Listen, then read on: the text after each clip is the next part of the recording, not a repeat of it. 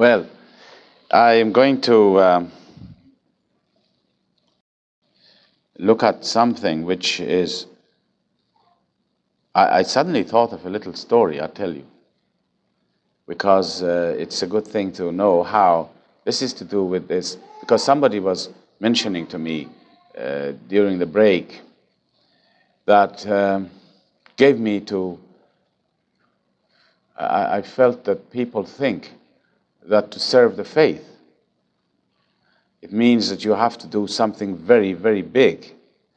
All the big noises, join the big noise people like myself, for instance, which is not really serving the faith at all in relation to what other people can do. I can tell you that. Talking is nothing to do with the faith, with serving the faith. It could be something, but I feel that we must not think that to serve the faith you have to be responsible for a certain function, or you must be a person who, yes, is a member of an assembly or a national assembly or a board member or anything like that. This has nothing to do with service to the faith. And another thing that I want to mention is that how much in the next life we will be amazed to find out that so many unknown people in this life, unknown in the way of public, not being in the public attention or public eye, who will have such an exalted station in the spiritual worlds of God. And how many people like me who will be completely lost. Now, you know, this is true. This is really true. We must not ever attach importance to this, the people having a position, because nobody, as I said, has a station in this faith, really. We are all having a function. Yes, we have sacred functions. But this function is given, and God help the person who has been given a function. If he doesn't do his function well, it's much better if he was not given this function. You know, because service to the cause is when you make a cup of tea in your home with the love in your heart that you want the people to come into your home so that they could hear about the faith. That service, if it is done with the purity of motive, which is you do it for the love of God and for the love of Baha'u'llah and for the love of the people, that's much more meritorious than anything else, because God does not want from us more than we can do. But he wants us to do our best. It doesn't matter what we do. And in fact, the simpler one is, the better it is. The simple heart, the simple person. We have lost, I think, our simplicity in this modern civilization. If a soul is simple, God loves that simple soul.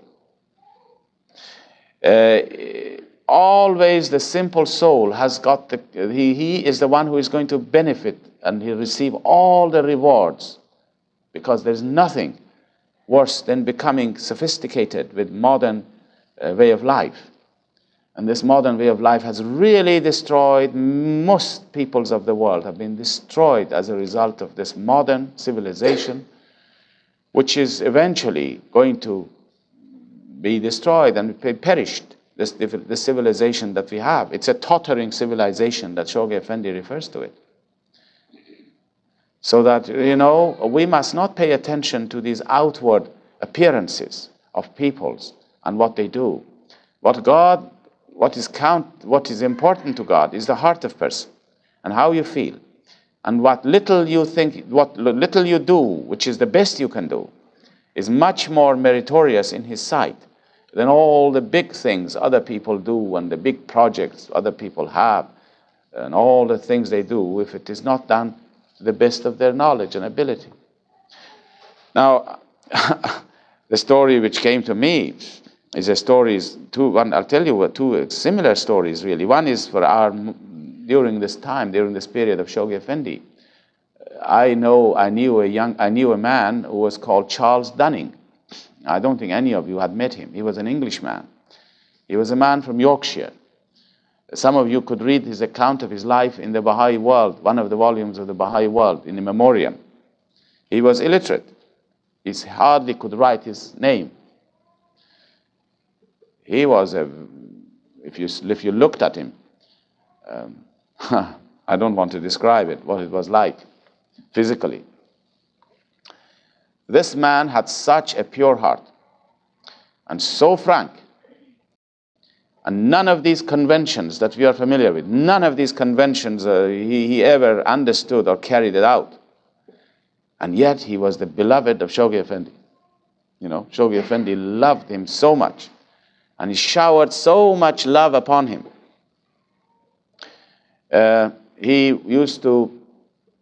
Someone arranged for him to go. He was one of the Knights of Baha'u'llah.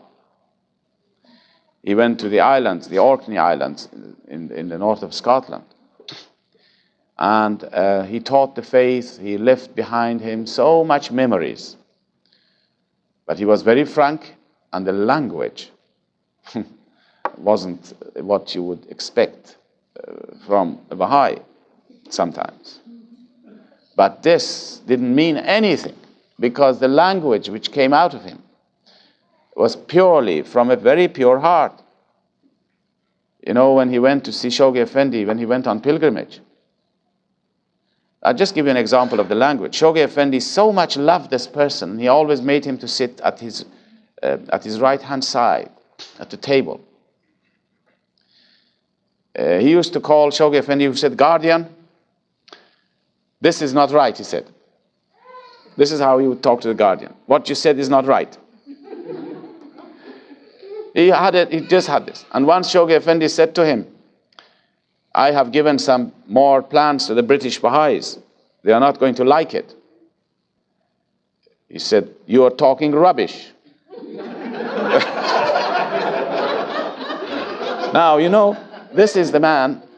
He didn't say rubbish. There was a slang in the which means rubbish. He says bunkum. Bunkum, guardian.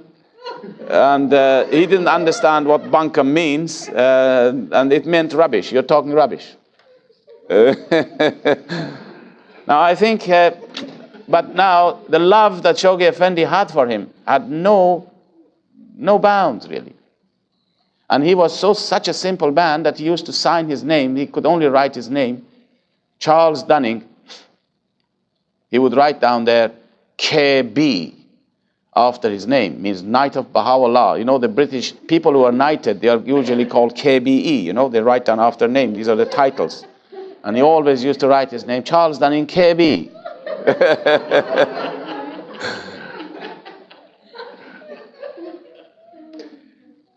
Well, it was always the same thing. Abdul Baha had so many disciples who were like this, and he loved them.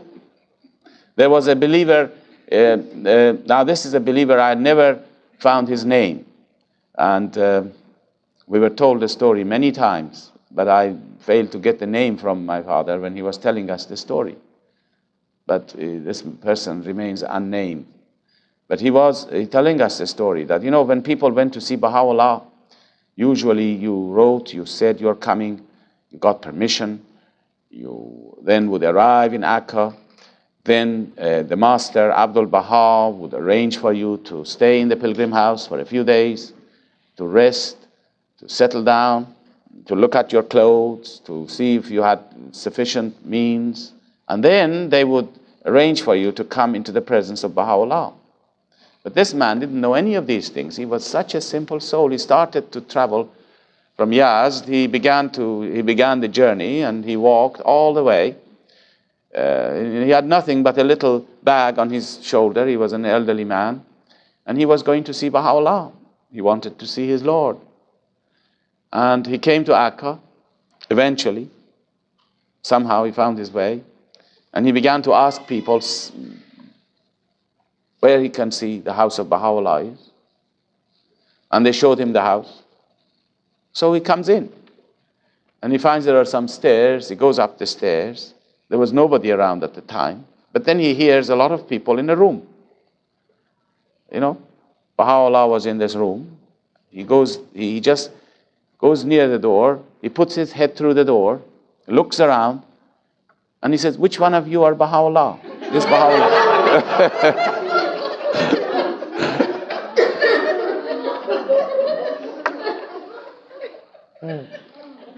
And Baha'u'llah embraces him, showers so much love upon him. And then he says, bring tea for him. He says, no, that's trouble. Don't get into trouble. And after a few minutes, after an hour sitting there, he says, well, I think I better go, and not to cause any more difficult troubles, I'll go. You know, this is how, nobody would ever leave the presence of Baha'u'llah unless he would dismiss them. This is how it was. But this man was a simple soul. And this is what matters, really. Simplicity in our soul and in our heart.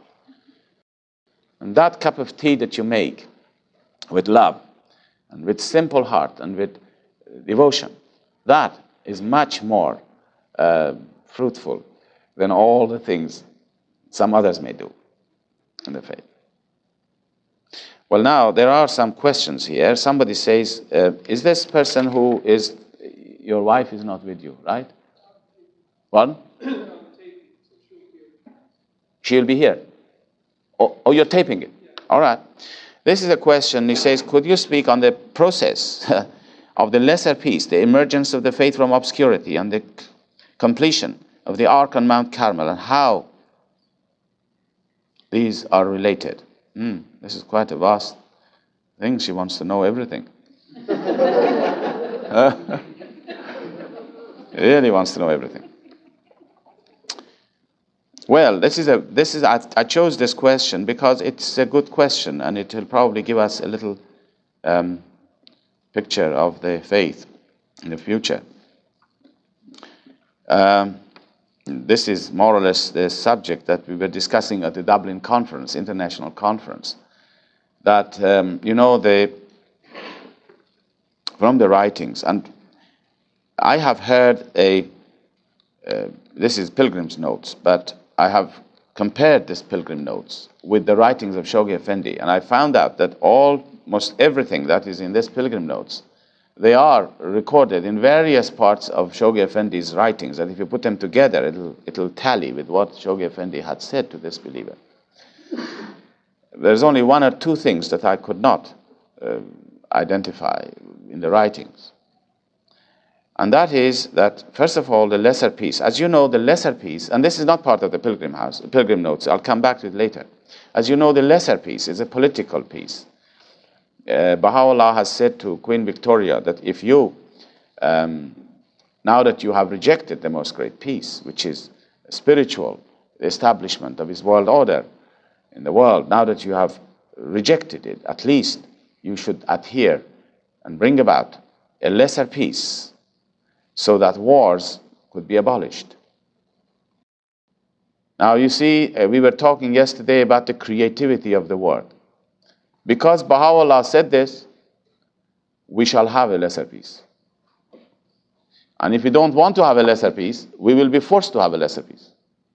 You see now how the word of God is effective? We will be forced, because man will come eventually to a point of recognizing that if he takes one more step, the whole world is going to be destroyed. And he says, that's enough. So the lesser peace will come. It will come at a point that mankind has really exhausted itself. And then he has no choice but to accept what Baha'u'llah had said. Now, those of you who were here, I was talking the story of the egg. You remember? The egg and the opening of the egg. The cause of God is now, the institutions of the faith now are in obscurity. I'm talking of the institutions of the faith. People do not know what our institutions are for. No matter how much you try to explain what is a local spiritual assembly doing, the generality of mankind does not appreciate it. In fact, we ourselves, as we were talking yesterday, may not appreciate it fully, of what the significance and the importance of these institutions are, that these are going to be one day the basis of the government for mankind. I'm not saying it's going to be necessarily the government, but they are going to have a great share. Who knows how they will develop and what they will do, these houses of justice. No one can say how these houses of justice will fit in to the running of the world, the management of the affairs of the world, how our national assemblies will fit into it, how the governments will fit into it, how we cannot say these things. Nobody can ever foresee how these things will emerge. And the only way that Shoghi Effendi has described it to us, when they asked him, tell us what the unfoldment of the administrative order is going to be like. How will it shape up? He says two things will enable us to understand the unfoldment of the administrative order of Baha'u'llah and the emergence of his world order. Two things. One, he said, is the passage of time. You have to wait, in other words. And the other is the guidance of the House of Justice. Now, this is exactly the same in nature. If you, as I said, everything we have in the faith, you can trace it to nature. Now, in nature, you will find that anything which has an organic growth, say, for instance, a tree, example of a tree. The tree, once you plant the seed, you cannot ever say what this tree is going to be like until you give it time. Passage of time will tell you what this tree is going to look like, how big it's going to be, how many branches will it have. And the other thing, this is one element, the passage of time. The other one is the laws of nature, which must be allowed to run through this whole process, to run this process of growth and development. The laws of nature must be allowed to work through this tree. And through these two elements, we can know what this tree is going to be like. Exactly the same thing here is with the development of the administrative order. Two things, the passage of time and the guidance of the Universal House of Justice for centuries maybe to come. Then we know what the world order of Baha'u'llah is like, how it will manage the affairs of the world, how it will run the affairs of the world, how all these institutions will come together to form a complete, a coherent system which will govern mankind. But at the moment, the faith is the institutions of the faith, local and national and international. They are in obscurity, and mankind does not know what they are for. Now, the time appears from the writings. It appears from the writings. That Ben Baha'u'llah says that when the limbs of mankind have quaked, when it has really trembled, when the old order has been crumbled down, he says, then and only then, you see, these are his own words, then and only then will the divine standard be unfurled. In other words, then and only then people will recognize what we are saying and what we are having, what we are building. They are going to see, just like when the egg breaks up and opens up, you're going to see the new life emerging. And then people can see a new life. But that new life is just born. The institutions just have emerged. They are going to see, just like when the egg breaks up and opens up, you're going to see the new life emerging. And then people can see a new life. But that new life is just born. The institutions just have emerged. Nobody can say that once a child is born, he can immediately manage, he can immediately act as a grown-up person. You have to wait time for it to grow. Centuries has to wait, maybe. When the world order of Baha'u'llah, when the institutions of the faith emerge, in the words of Shoghi Effendi, the evolvement, he says, the evolvement, you see in one of his letters, the evolvement of local and national institutions, when that takes place, and he mentions when it will take place, I will talk to you about it now in a minute, the evolvement of Baha'i local and national institutions of the faith, it is just an emergency. Just people will see it. They can see what potentialities there are in it. But it cannot immediately take over now the affairs of the world and begin to rule the world. The institutions of the faith cannot do that. We have to have an interim form of government in the world, which would then, from the lesser peace onwards, could then manage the affairs of the world until such time that the world order of Baha'u'llah can then come in and take over gradually as time goes on. Now, Shoghi Effendi has given us a timing for this. In one of his letters, he mentions that when the buildings on Mount Carmel, the building of the Ark, are completed and the world center of the faith begins to function, and which is quite a long way to go yet by the look of things. We have to build up more buildings, 3 more buildings, as you know. There are 2 buildings already built on the Ark, the Archives building and the building of the House of Justice around the Ark. But there should be 3 other buildings. One is for the study of the writings, which I understand will be built between the Archives and the House of Justice. And then the other 2 buildings, the International Teaching Center and the Public Library and the General Library, International Library. These 5 buildings then completed, and then the beautification of the gardens, the terraces to be made, the functioning of the world center of the faith, when they all begin to function. Shoghi Effendi says it will coincide with 2 things. One is the emergence of the lesser peace, and one is, as he puts it, the evolvement of both local and national institutions of the faith. Now, it is then that peoples of the world are able to at least appreciate, to some extent, what these institutions can do for the future of mankind. But as I said, it will take a long time for the world order of Baha'u'llah to come into being. Now, from here on, I'm going to describe this story of this pilgrim's note. And you must take, but as I said, most of these points that I'm mentioning, or you can find it in the writings of Shoghi Effendi, here and there, put them together. You know that, now I'm not yet talking about that pilgrim's note. Let me give you a little bit more background to it. You know that the teachings of God, the social teachings of Baha'u'llah in this age, are such that the generality of mankind without being Baha'is, can and will put them into operation without knowing where they come from. This is the spirit of the age.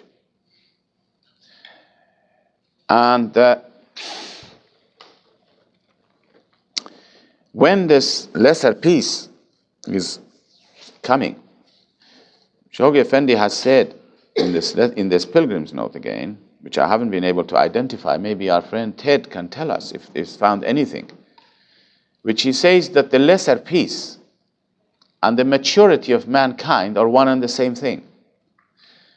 The coming age of humanity, which Baha'u'llah refers to in his writings, and the lesser peace are one and the same thing.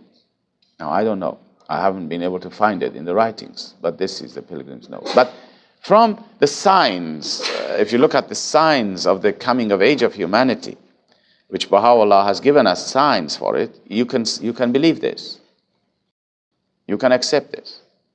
Because Baha'u'llah have said in some of his tablets about the coming of age of humanity, a time that humanity will come of age, like a man who becomes 21. And he has given us 3 signs for it, Baha'u'llah. Now this is in the writings. One is the establishment of a universal language. So you see, this is not very far away. It's not something which you can say it's going to be hundreds of years, but it is something which is round the corner, you can say, because man is needing it more and more. The other sign is that kingship, the institution of kingship, will be such a discredited institution. It will be so discredited that people do not want to take on the burden of kingship if you offer it to them even. Well, this has happened already. The discrediting of the institution of kingship. Now, it does not mean that we Baha'is believe that there should be no kingship in the faith, in the future.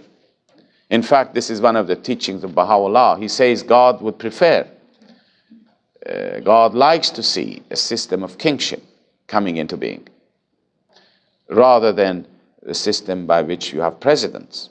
Because, he says, kingship is a sign, it projects the majesty of God. If it wasn't for kingship, you wouldn't have the word majesty, and you would not know what majesty is, and you would not know what the majesty of God is. And Baha'u'llah says we do not want people to be deprived of this. But this will be a democratic, or what, not democratic, constitutional kingship. Something which is very different from the kings which existed at the time of Baha'u'llah.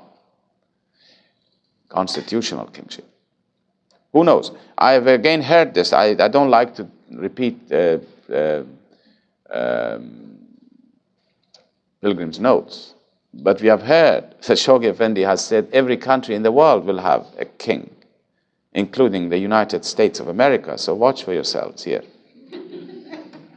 Now, the institution of kingship, whatever happens, will become eventually part of the world order of Baha'u'llah, because you cannot have anything in the future but the world order of Baha'u'llah, which will have a system, which will be a system by which the whole world will combine all its resources and its institutions together, and how they will merge, we do not know. So now, the second sign, as I said, that Baha'u'llah gives for the coming of age of humanity is that the institution of kingship will be discredited so much that people do not want to take the burden on. This has happened. And the third sign, which also has happened and has taken place already, on a smaller scale, but anyhow it has taken place, is that the alchemy, he says, will become an achieved, alchemy will be achieved. That is the transmutation of copper into gold, of any metal, the transmutation, the changing of elements. Well, now this has already taken place in the atomic laboratories, and you can do this through the processes of the atomic physics. But it is so expensive that if you change them, it's going to be very expensive. I read some time ago in the newspapers, years ago, that one of the nations, Russians, have said they can produce gold, or they will produce gold, which would be cheaper than what is in the market. Now, again, this is an indication, this alchemy. By the way, when alchemy has been one of those things that all the early men of knowledge and science of those days, from the early days of Islam, they have been working on it. Many people, actually the word alchemy, the word chemist is an Arabic word, alchemy, kimia, it's from kimia, which is an Arabic word. And but during Baha'u'llah's lifetime also, many of his disciples during his lifetime were involving themselves in this act of producing, of testing and experimenting. And Baha'u'llah stopped them. He said, this is not the time for it. He told them to stop this. And he said, when the time comes, it will be discovered. And he said, when it will be discovered, we have a tablet of Baha'u'llah which is very striking. He says, when it is discovered, mankind will discover a force which can destroy the whole world. And he prays that God will not, and this is, as I said, associated with the discovery of the atomic energy. So now, you see, these are the signs of the coming of age of humanity. And in this Pilgrim's Note, we heard Shoghi Effendi said that the lesser peace and the coming of age of humanity is the same thing, which from the signs that I mentioned to you, it's very likely. Now, all the other things that he has spoken about it is very beautiful, and you can find it in the writings. He says you can divide, he says you can, in order to study the progress of the world in the future, you can first divorce the faith from it, and let us examine the non-Baha'i world after the lesser peace to see what processes and what stages it will go through, the non-Baha'i world. First of all the social teachings of Baha'u'llah. Now, forget about the Baha'i faith and the influence of the Baha'i faith. Forget about that. But look at the non-Baha'i world. Let us have the branch of humanity, which is non-Baha'i branch. The non-Baha'i branch will go through so many stages of development and progress, using all the social teachings of Baha'u'llah, such as equality of men and women, establishment of a universal language, establishment of a world government, the making of one weight currency and measures, the federation of nations. All of these things will take place, the social teachings of Baha'u'llah. Education for all, the tapping of the resources of the world equitably. And these things will happen without necessarily knowing that these are from Baha'u'llah. But these are the social teachings which will be carried out. And as a result of it, he says, a great blessing will come upon mankind. Wars are abolished, and the blessing which will bring with it is that of social and economic and scientific developments that mankind will make, in such a way that the planet will become like one country, literally, like a federation of nations. Like here, the United States, you have federations of nations, of states, but really they are one country. And this will become the world, and that we become so used to mixing together and rubbing shoulders with all kinds of peoples, of all nationalities and peoples, that it's just like living in one country from the point of view of social and economic and other developments. Now then he says that looking in this branch of humanity, which is now devoid of the faith, and the faith has nothing to do with it at the moment, directly, he says that religions lose their influence more and more. And they cannot influence humanity. The soul of people will be starving for spiritual food. Although they are progressing socially, economically, politically, but spiritually, they will be in starvation, a spiritual starvation. And therefore, there would be a great deal of delinquency, maybe. People have plenty of things to, plenty pleasures and plenty of food, plenty of comfort, security. And this will bring about, and the starvation of spiritual food, it's a terrible effect on the soul of man. The soul of man will be in a very depressed position in this particular branch of humanity. And then he says, now let us look at the faith and what the faith does. The other branch will go through stages. These are all written down by Shoghi Effendi now. You know, these things that I'm saying, it's not really Pilgrim's Notes. As I said, these are all can be verified in the writings. The faith will go through different stages. The first is the stage of obscurity. And we are in obscurity in some parts of the world.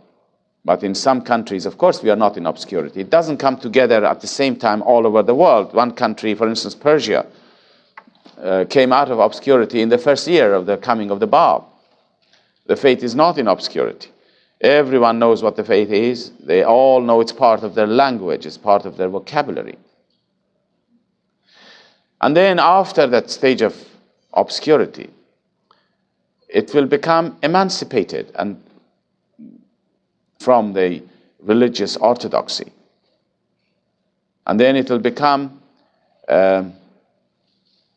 known as a world religion. It will emerge as a world religion.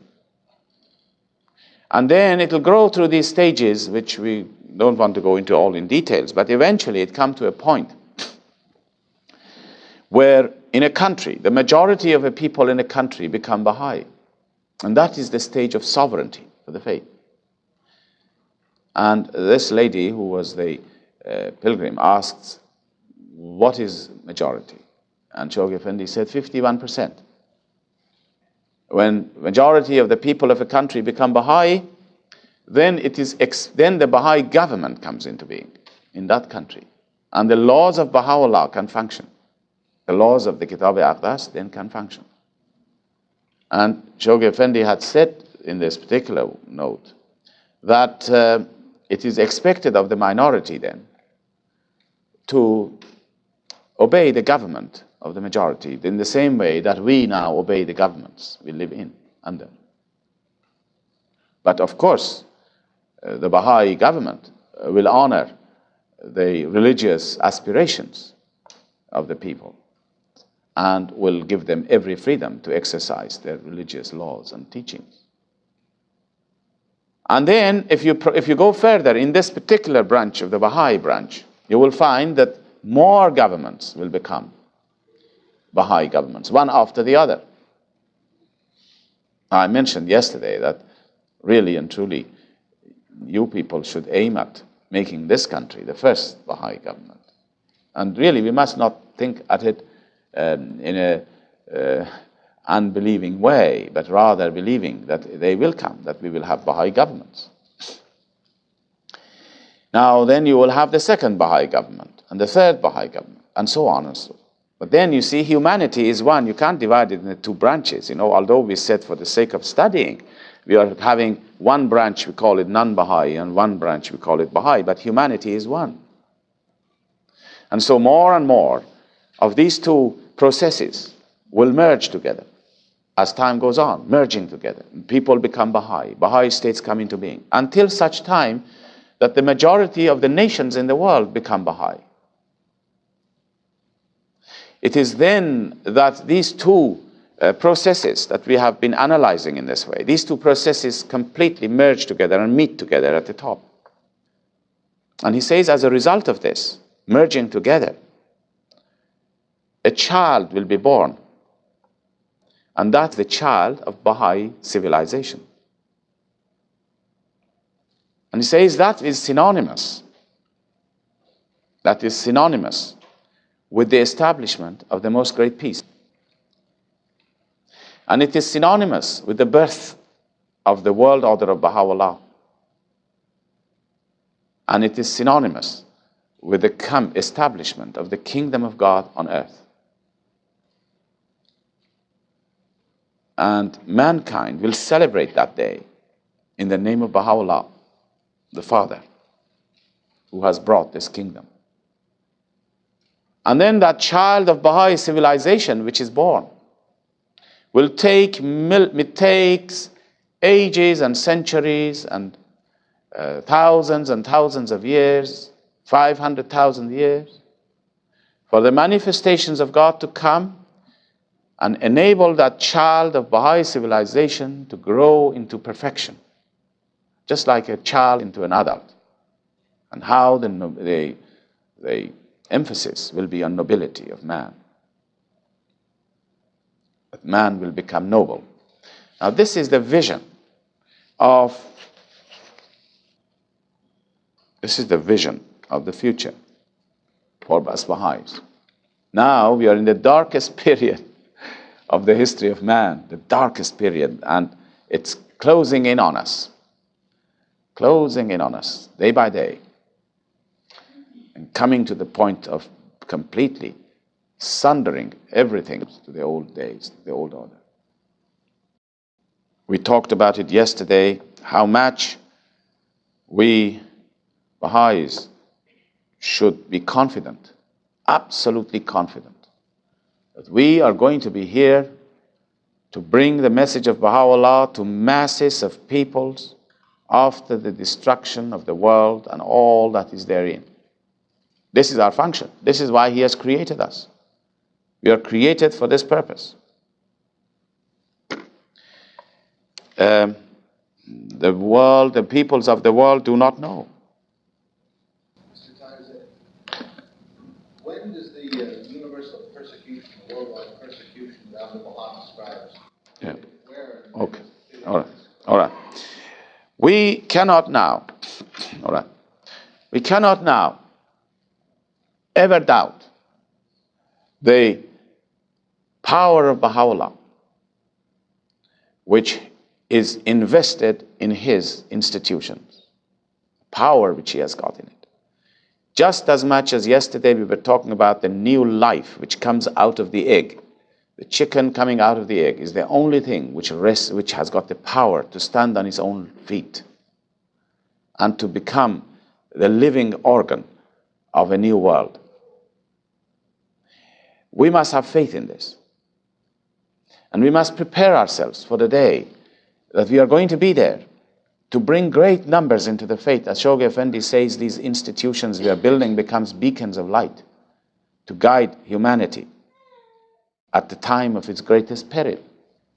We are not worried about ourselves as to try to, we must never think of ourselves, oh, I want to protect myself. Well, you're all right, you'll be protected. I can assure you will be protected. Well, if you want to take any actions, do. Nobody will stop you. But you know, a time will come that we will be guided when the guidance is needed. We will be guided as what to do. We will be guided by the House of Justice. And if they are not in contact with us, because communications will be cut off, time will come that we will not be able to communicate with them. Our institutions today, which are very weak, and we were talking about them yesterday, these very weak and insignificant institutions, which we think they are insignificant outwardly, these institutions will be so inspired, our national assemblies will be so inspired as to tell the friends what to do, where to go to protect themselves. It will come. This is already happening in some countries where there is a great deal of wars and dangers facing people. These institutions will be guided by Baha'u'llah because there is the spirit of life in them. The spirit of the cause is within them. It's pulsating within them. Although they may be weak. Yesterday, you remember we talked about it, that the child can be very imperfect, full of imperfections, but it has life. It has the promise of the future. Our institutions may make a lot of mistakes, but they have life in them, and they have the promise of the future. They are now in the state of infancy. When they grow, they're not going to make these mistakes. But now we are not worried about those things. We are only looking at their health. The institutions must be healthy. So now we have this great vision of being chosen by God to become the carriers of His message to great. This will come only when the faith grows enough to attract opposition from the religious leaders. The religious leaders, Baha'u'llah, Abdul Baha has told us, and Shoghi Effendi has told us, will rise up against the faith in the future. With such vehemence that Shoghi Effendi in one of his letters says it will eclipse, it will become much more than what has already happened in the faith. On a worldwide scale, the opposition which will come to the faith of Baha'u'llah. If you use your imagination, really, you can come to see that. Shoghi Effendi mentions that when the faith grows and attracts enough attention to itself, the leaders of churches in the West will rise up against us. Now, this is not what he says. Abdul Baha had said this. Abdul Baha had said that how the world will rise up against the faith. He says that they will come, that the Africans, the Americans, the Europeans, the Turks, the Chinese, they all will rise up against the faith with such vehemence that it's very difficult to explain, he says at the time.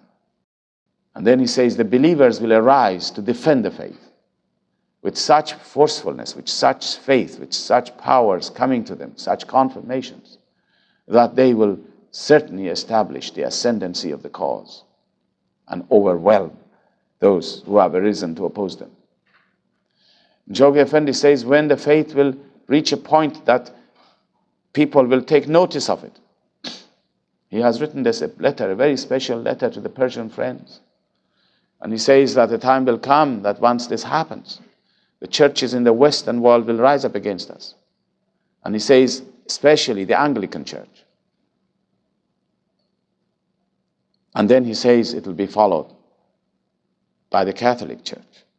And he says the Pope himself will stand up and oppose the faith with all his power and authority. Can you imagine what will happen then, all these things? Abdul Baha says he's longing for the day that from the pulpit the clergy denounce the faith. It is the time that great numbers will come into the faith. The more they oppose it, the more the faith will be proclaimed and more people come into it. Look at what has happened. Just we had received some persecutions in Persia, and how much the faith has been proclaimed all over the world, and people have come to at least hear its name. and know of its existence and become familiar with its great standards and qualities and teachings. How much more would it be when these great leaders of the world rise up against us? And he says, as they rise up against us, the faith will grow much more. And as the faith grows more, their opposition will get fiercer. And as the opposition gets fiercer, the faith will grow more. And then he says, the faith of Baha'u'llah will really be established by the action of its enemies throughout the world. And he says that the opposition which the clergy will have in the Western world will have its reverberations, and it will respond, it will create again the same sort of persecutions in all the continents of the world. And then he says it will affect the Hindus and the Buddhists, and they will rise up against us, he says.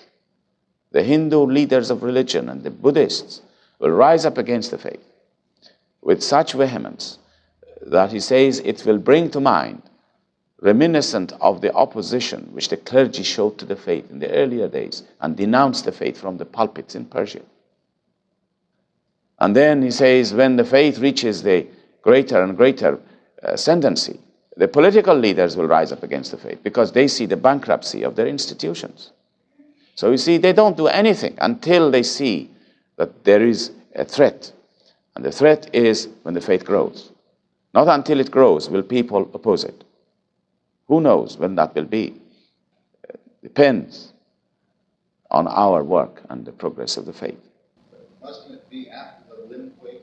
I don't know. This is, as I say, it all depends. If in a country now you ignite a fire of, if you, for instance, in Ireland that we are teaching, if great numbers come into the faith, they will come right away and oppose us with tremendous power and authority. Already this has happened when the 10-year crusade started, and some pioneers went to South Pacific. Some of the friends may remember. The great numbers came into the faith in some of these islands. And some of these churches rose up against us with such forcefulness. They drove away some of the pioneers out of the country. They deprived all the members of the faith from all their social benefits. And all these things have happened already, but on a very small scale. Already in Scotland, we have had several times the clergy have denounced the faith from the pulpit and in the newspapers with great vehemence. But these are nothing comparing with the time that they become desperate. And then we will see how they will oppose us. Well, friends, it seems to me the time is telling we must go. And I've managed to put one or two questions still unanswered, so we'll see how it will go in the afternoon.